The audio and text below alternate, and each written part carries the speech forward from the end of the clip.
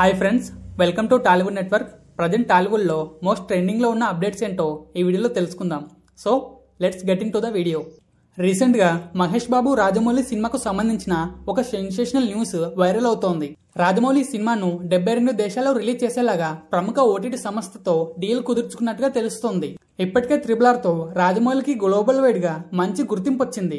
ఇప్పుడు మహేష్ బాబుతో చేయబోయే సినిమాను గ్లోబల్ ఆడియన్స్ ని మెప్పించడమే టార్గెట్ గా ఈ సినిమాని తెరకెక్కిస్తున్నాడు. మరి ఈ సినిమా రిలీజ్ తర్వాత రాజమౌళి అనే బ్రాండ్ వరల్డ్ వైడ్ గా స్ప్రెడ్ అవుతుంది. మరి రాజమౌళికి ఇంత గ్లోబల్ ఇమేజ్ వచ్చాక మళ్ళీ తెలుగు హీరోస్ తో ఇన్ని సినిమాలు చేస్తాడా అని, లేదా తన రేంజ్ కు తగ్గట్టుగా హాలీవుడ్ హీరోస్ తో సినిమాలు చేస్తాడేమో అని నెటిజన్స్ కామెంట్ చేస్తున్నారు. అండ్ గ్లోబల్ రేంజ్ లో రిలీజ్ చేస్తున్న ఈ సినిమా నుంచి రాజమౌళి ఏ చిన్న ఫోటో కూడా లీక్ అవ్వకుండా జాగ్రత్త పడుతున్నాడు.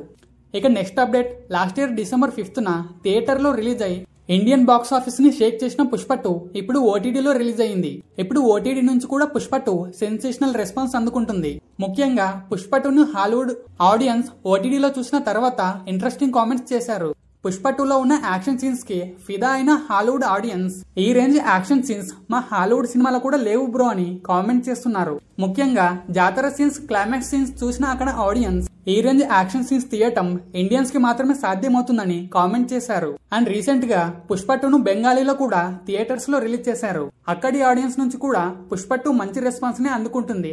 అండ్ బెంగాలీలో రిలీజ్ అయిన ఫస్ట్ ఇండియన్ సినిమాగా పుష్ప 2 రికార్డ్ క్రియేట్ చేసింది.